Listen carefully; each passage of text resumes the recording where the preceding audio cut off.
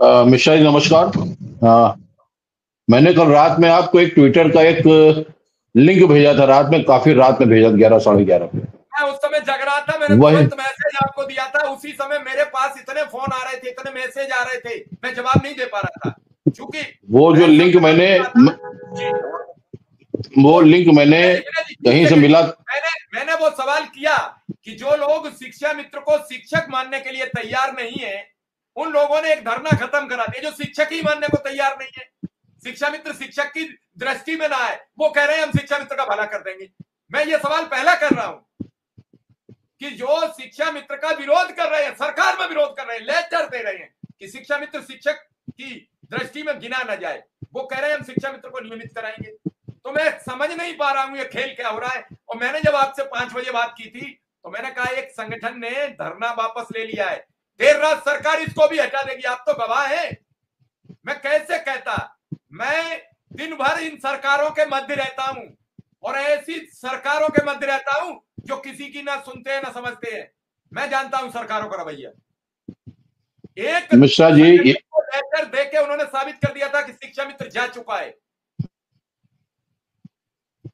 मिश्रा जी, ये बात तो उस जो निदेशालय पे जो शिक्षा मित्र बैठे, जो उनके नेता बैठे, उनको सोचना चाहिए कि जो व्यक्ति उनके साथ बैठा था, जिसने रिसालदार पार्क लोगों को बुलाया, शिक्षा मित्रों को, जिसने लखनऊ के साथ साथ कई जगह गुमराह किया, और उसी ने पत्र जारी करके कहा था शिक्षा मित्रों को इसमें क्यों शामिल किया जा रहा, शिक्षा मित्रों की संख्या क्यों गिनी जा रही। तो ये तो बड़ा वैसा प्रश्न है। तो वहां बैठे उन शिक्षा मित्रों को जो निदेशालय में बैठे थे, उस व्यक्ति के साथ उनको सोचना चाहिए।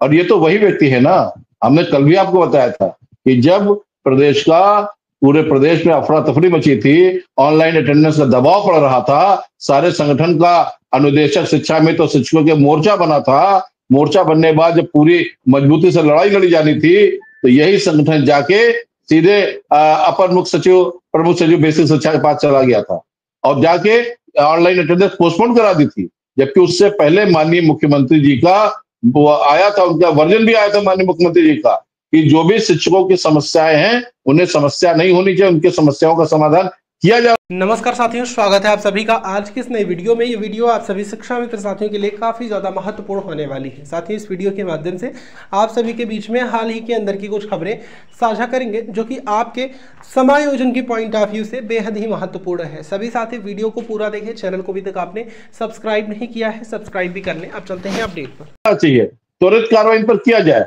उस समय इनके जगह कोई दूसरा व्यक्ति होता तो बहुत सारी कई बातें शिक्षकों की मनवाई जा सकती थी, मगर उस समय शिक्षकों को धोखा दिया।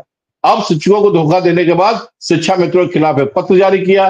पत्र जारी करने के बाद गुमराह कर शिक्षा मित्रों के साथ धरने पे बैठा।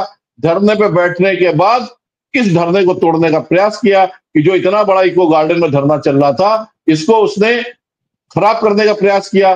प्रयास करने में सफल भी हुआ, जैसे पहले शिक्षकों में सफल हुआ था वैसे इसमें सफल हुआ। एक पत्र जारी करा के वाहवाही लूटने लगा।